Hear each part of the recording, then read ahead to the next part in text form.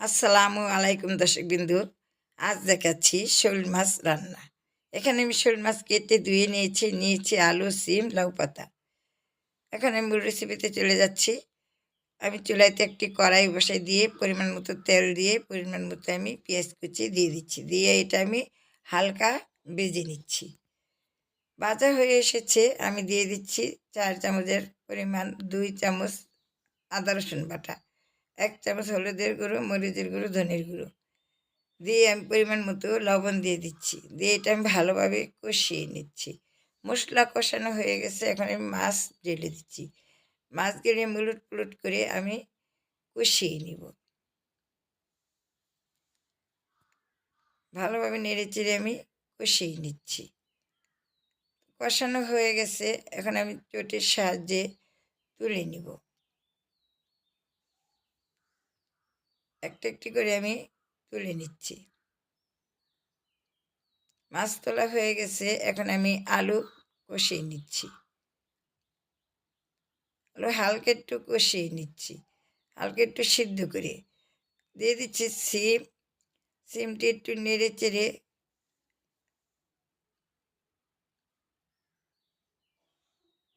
আলু আর সিম একসাথে দিলে তাহলে বেশিক্ষণ জাল দিতে হয় আর সবুজ থাকে না। এই জন্য আলুটা আগে একটু সিদ্ধ করে নিয়েছি।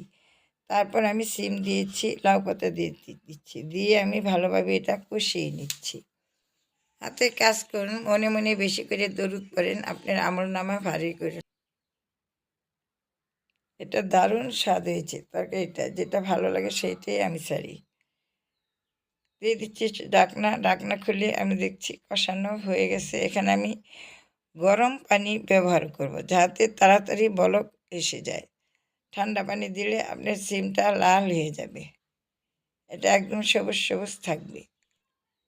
রমজান মাস, যত পারেন বেশি করে সওয়াব কামাই নেন। এটা আল্লাহর কাছে অনেক কিছু চাবেন, যা চাবেন তাই আল্লাহর রহমতে পাবেন। বেশি বেশি করে তাহাজ্জুদ নামাজ পড়ে আল্লাহর কাছে কান্নাকাটি করেন। পানি দেওয়া শেষ, এখন দিয়ে দিচ্ছি শোল মাছ।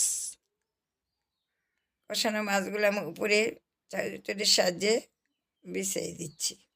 দিয়ে একটু আমি ঢাকনা দিয়ে দিচ্ছি, পলক এসেছে। এখন দিয়ে দিচ্ছি টমেটো আর কাঁচামরিচ, দিয়ে আমি এটা চটির সাহায্যে সমান করে নিচ্ছি।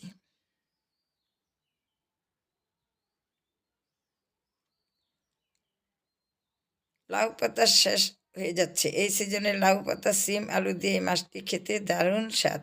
একবার হলেও ট্রাই করে দেখবেন। দিয়ে আমি কিছুক্ষণের জন্য ঢাকনা দিয়ে দিচ্ছি। ঢাকনা খুলে দেখছি, দিয়ে একটু জিরা ফাঁকি দিচ্ছি। জিরা ফাঁকি দিয়ে একটু নেড়ে চেড়ে নিচ্ছি। নিয়ে আবারও একটু ঢাকনা, এই 1 সেকেন্ড 2 সেকেন্ড এরকমই রাখবো। ঢাকনা নামিয়ে ধনেপাতা দিয়ে দিচ্ছি। আপনি চাইলে ওই জিরা ধনেপাতা একসাথেও দিতে পারেন। আমার ভুল হয়েছে, আমি একটু পরে দিয়েছি। দিয়ে আমি একটু ঢাকনা দিয়ে দিচ্ছি।